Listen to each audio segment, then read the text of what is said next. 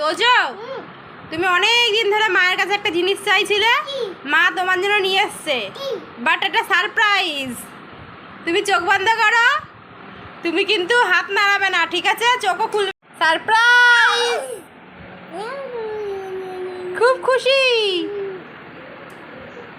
কি বলো এটা? এটা কি? লিচু। তুমি অনেকদিন ধরে চাইছিলে তো? হ্যাঁ, তোজোর ঠোঁট থেকে দেখো জল ঝরছে লিচুটা দেখে। আবার চেটে খেয়ে নিলে তোজোর ঠোঁট থেকে জল ঝরছে, মানে বুঝতে পেরেছো লিচু ওর কত ফেভারিট। কেমন কেমন কেমন তুমি বলো কেমন?